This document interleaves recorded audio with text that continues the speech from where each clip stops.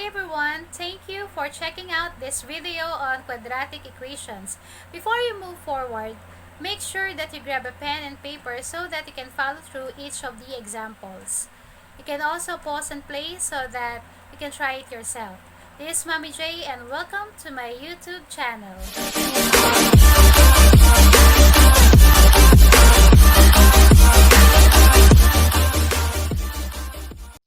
Alright, so for this set of slides, we will be solving quadratic equations by factoring. Now, I already uploaded another slide wherein we solve quadratic equations but using the quadratic formula. So, our method for today is by factoring. Now, before we move on to solving quadratic equations by factoring, let us understand the concept behind that. So the concept behind factoring or solving quadratic equations by factoring is the zero product property. So the zero product property of multiplication states that if we have, let's say for example, two numbers, when we multiply these two numbers and the result is 0, therefore we can conclude that either the first one is 0 or the second one is 0. Or it's possible also that they are both equal to 0 because 0 times 0 equals 0. Okay, let's try this example. We can see here that it's already factored. X plus 2 and 2x minus 3. So when we multiply x plus 2 and 2x minus 3, the result is 0. So that means it's either the first parenthesis would result to 0 or the second parenthesis will result to 0. So in the first parenthesis, what makes this first parenthesis x plus 2 equal to 0? So that would be x at x equals negative 2. Because if x equals negative 2, negative 2 plus 2, that's 0 already. So 0 times this one equals 0. Alright? Or it's also possible that the second parenthesis 2x minus 3 is equal to 0. Right? Because if this is 0, if 2x minus 3 is 0, then multiplied by x plus 2, any number multiplied by 0 equals 0. So, we can solve for x or for the variable here, which will make this whole 2x minus 3 equal to 0.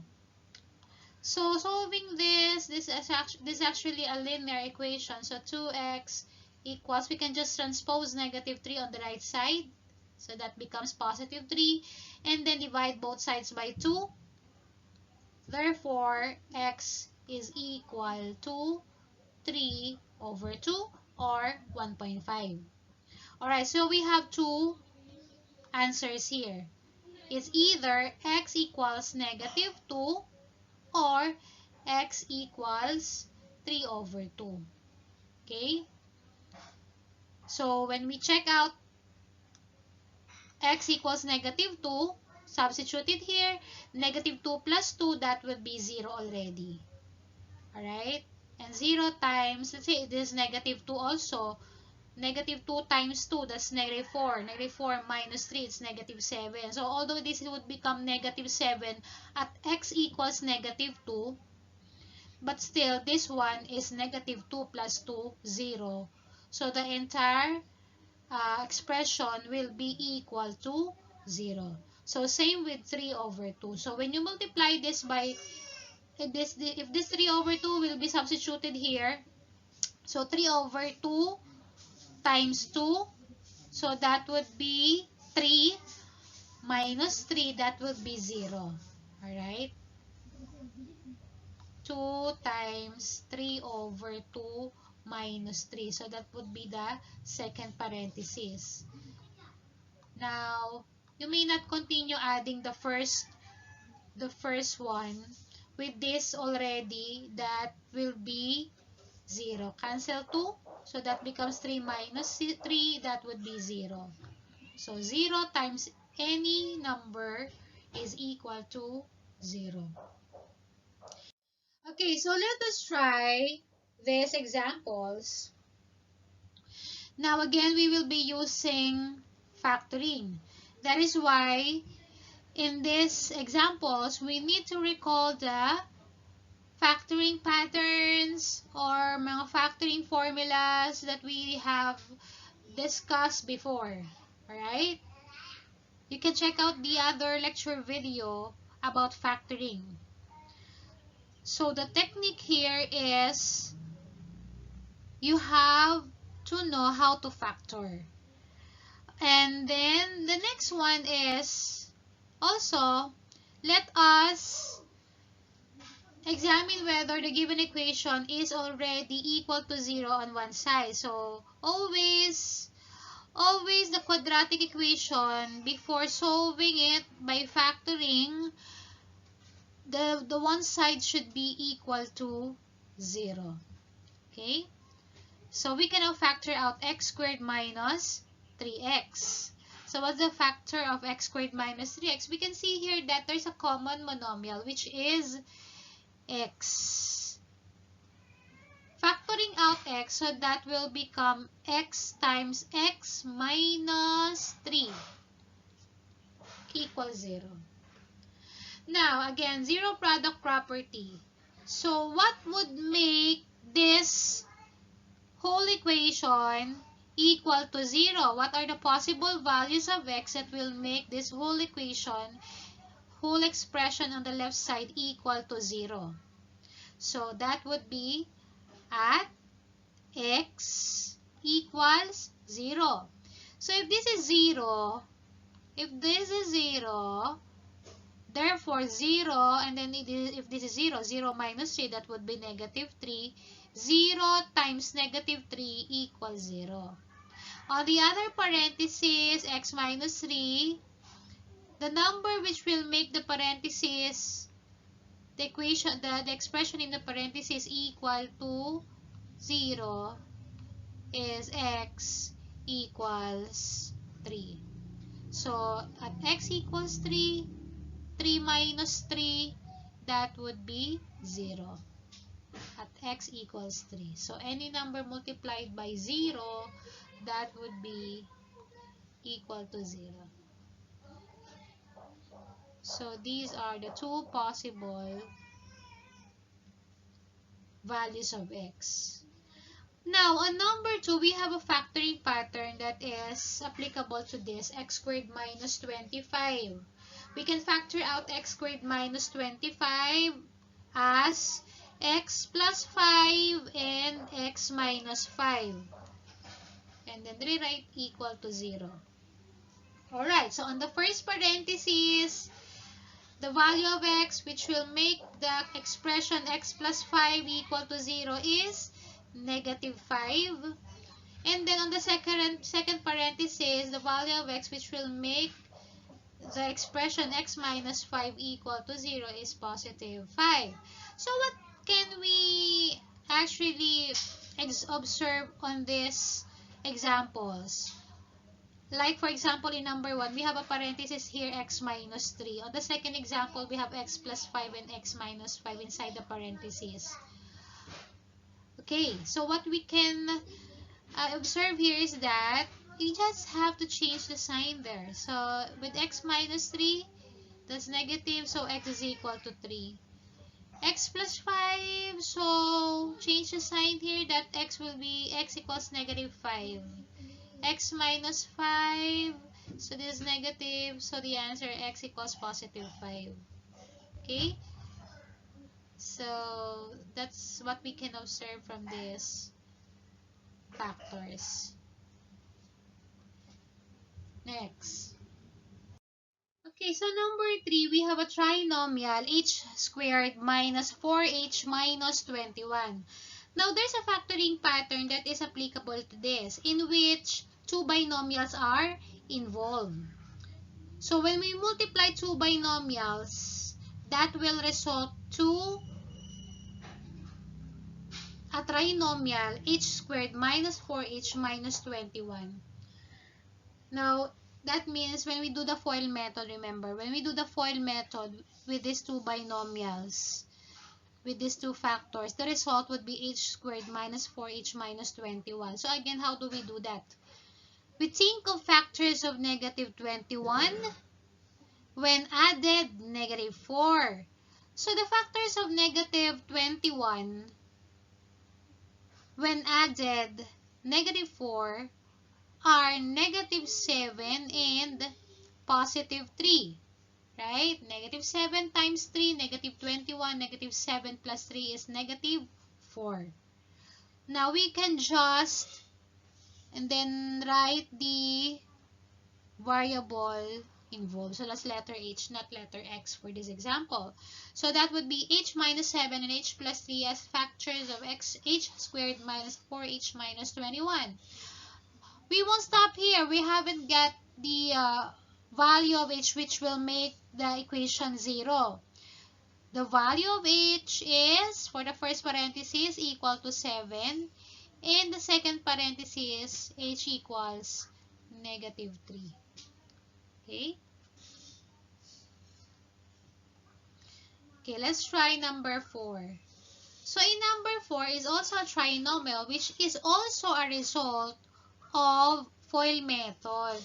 Now, for this case, let us try it using trial and error and observing the first term and the last term. So, when we look at the first term, it's 2a squared. We can think that the only possible factors of 2a squared are 2a and a. And then, for 5, for this negative 5, the only factors could be negative 5 and 1 or positive 5 and negative 1. So, there are two possible combinations that we can write here.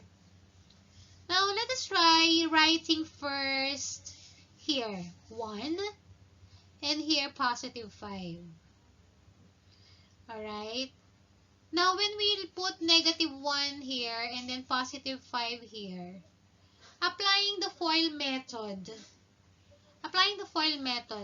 the outer is 10a, 5 times 2a, that's 10a. The middle term or the inner is negative a, so that's 10a minus a, that should be 9a, but here it's written as 3a. So therefore, we have written negative 1 and 5 here wrongly, incorrectly, okay? So, let us try to put 5, for example, here, and then 1 here, and then we put negative 5 here, and then positive 1 here. Alright, so what will happen? This would be 2a times 1, which is 2a. The middle term is negative 5.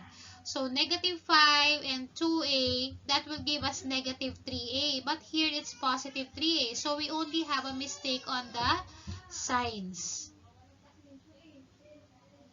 Okay. So, the positive 1 should be 5 and this should be negative.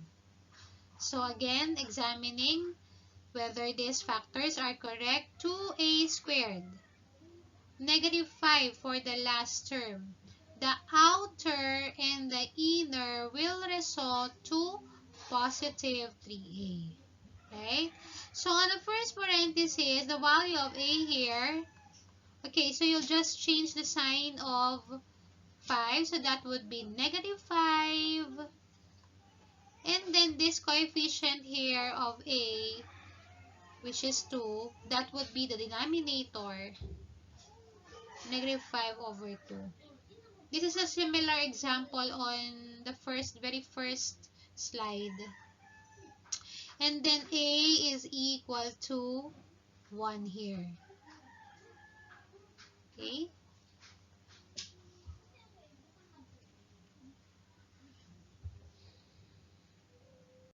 Number 5. So we can see here that one side of the equation is not yet equal to 0. So we need to arrange the terms in this quadratic equation such that one side will be equal to 0. So we can write here on the left side, we can actually write 0 here. We set the left side equal to 0. So it doesn't matter whether the 0 is on the left or on the right side of the equal sign. And then on the other side of the equal sign, we write the quadratic expression in standard form, y squared first. So y squared still on the right side. Now the 7y will be transposed into the right side. It will become negative 7y. And then positive 12 will just rewrite positive 12, still on the right side of the equal sign. So we have here a trinomial again, which we can actually factor out involving two binomials. Okay? Just like what we did on the previous slide. So we have y here and y here. Now we will think of two factors of positive 12 when added negative 7. So it's either both positive numbers or both negative numbers, so that when they are multiplied, it would be positive. Okay? So the two numbers that we are looking for are negative 4 and negative 3. So that when these two numbers are multiplied, positive 12, when these two numbers are added, the result is negative 7. Okay? So on the first parenthesis, y would be equal to 4 to make the whole equation equal to 0. Or on the second parenthesis, y would be equal to 3. Right? Number 6, just like what we did in number 5, we need to set one side of the equation equal to 0. So we can actually write 3p squared again on the left side and then transpose 12p on the left side becomes negative 12p equal to 0. Now what is the applicable factoring pattern here? So we can see that there are common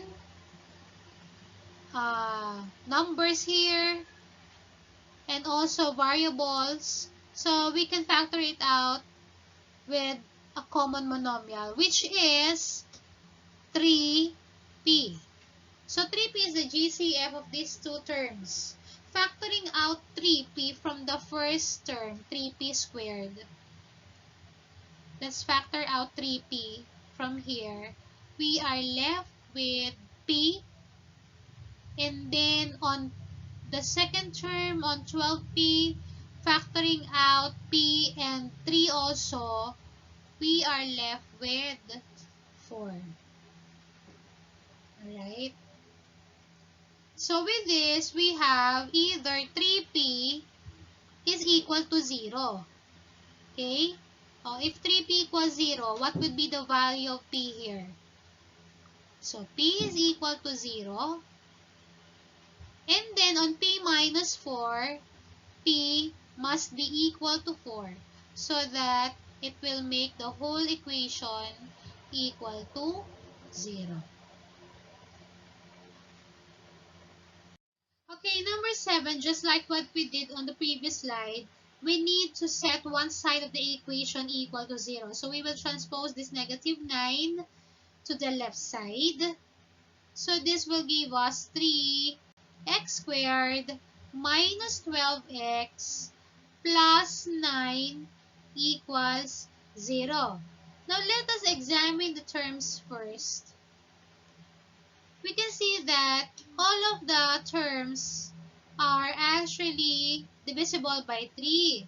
Therefore, we can factor out 3 from these terms. So, factoring out 3, the first term will become x squared. Negative 12x will become 4x because 12 divided by 3 is 4. And then 9 divided by 3 is 3. So that will give us 3 times the quantity x squared minus 4x plus 3.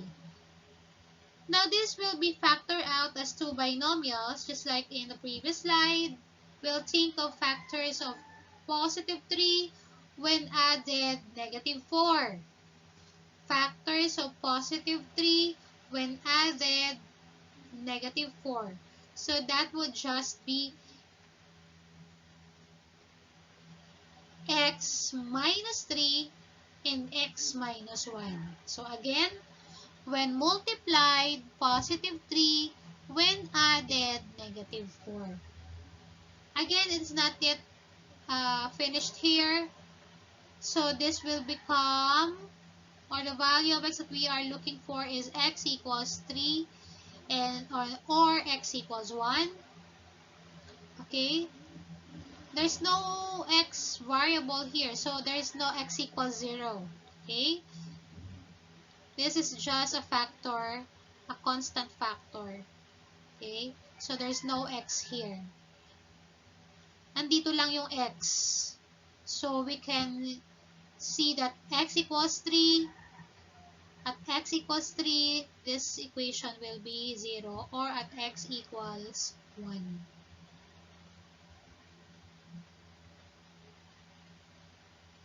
Number 8. So in number 8, again, let us arrange the quadratic expression into its standard form. So we will transpose 12 on the left side. So negative 44 minus 12. And that will give us negative 56. Right? Negative 44 minus 12. So x squared minus x minus 56. So this is quite easy to factor out. Factors of negative 56 when added, negative, what's the coefficient here? The coefficient here is negative 1. So the factors of negative 56 when added, negative 1. So ang 56, ang factors niyan 8 at saka 7. Now, it's for us to write the signs correctly. The negative here is negative 8 and here is positive 7. Okay?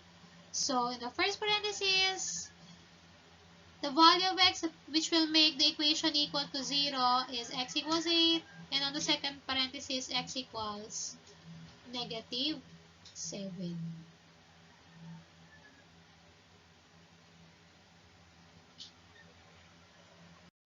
Number 9. So we can see here 3x cubed minus 4k8x equals 0.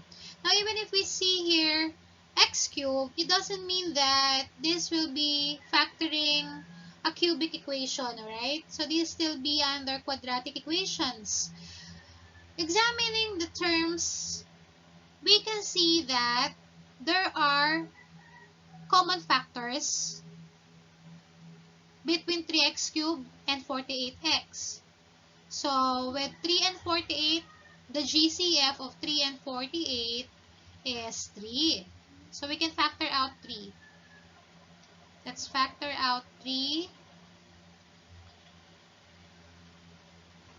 from the coefficients and also on the variables. We can see a common variable which is x, right? So, we will factor out, all in all, 3x. Now, factoring out 3x, from this first term, we have x squared, right? So, factoring out 3x from the first term, we are left with x squared. And on the second term, factoring out 3x from 48, so that will give us 16. Right? X is already factored out there. So we have 3x and x squared minus 16 equals 0. Now let us always be observant of the resulting factors, whether they are already factored completely. X squared minus 16 is not yet completely factored. We can factor this further.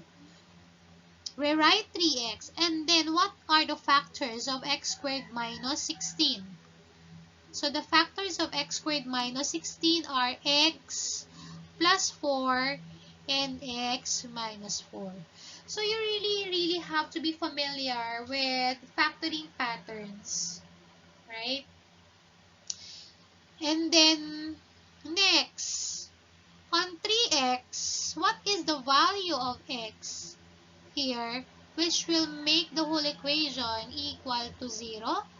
That would be x equal to 0. Now, on the second parenthesis, on the parenthesis na x plus 4, the value of x which will make it 0 is x equals negative 4. And on the last parenthesis, if x equals positive 4. Right? Now, you can check it out that these three are the solutions of this quadratic equation. By the way, we can write our final answers in a solution set.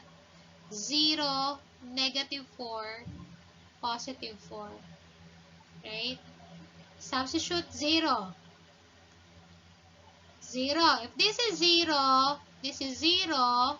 So this will be 48 times 0, 3 times 0. So that would be 0 minus 0 equals 0. Same thing that will happen when you substitute negative 4 and 4 one at a time. So negative 4 muna dito. Also negative 4 din dito. Okay? It will result to 0. And also with positive 4. Positive 4, substitute here and also here. Okay? Number 10. So in number 10, again, we can see here cube. But again, I have told you that this will only involve quadratic equations. Now, m cubed, 14m squared, 15m. There's another m on the right side. We can combine negative 18m with 15m on the left side. However, when we transpose negative 18m, that will become positive 18 on the right side. So we have here, on descending exponents, m cubed minus 14m squared. Now, 15m, this will become positive 18 on the right side. So that would be 15 plus 18 is positive 33m, and then equals 0. Again, let us examine each of the terms. There is a common variable in each of the terms. That is m. So, if we factor out this common variable, the first term would be m squared. The second term will become 14m. And then the last term will become 33. And then equal to 0. And then let's factor out the trinomial in the parentheses. It's factorable with two binomials involved. So that would be m here and here also. Now think of factors of 33. Positive 33 when multiplied and when added, negative 14. So that will only just be negative 11 and negative 3, right? So when multiplied, positive 33, when added, negative 14. So, on this m, or what's the value of m here, which will make this expression equal to 0? That would be m equals 0. Now on the second parenthesis, m would be 11. And on the second parenthesis, m is equal to positive 3. You can also write that in this set form 0, 11, 3. Alright? Alright. So that's for solving quadratic equations using factoring. I hope you understood some points here and techniques so that you can also use this if it's applicable on other problem solving that you can encounter in the future. Thank you.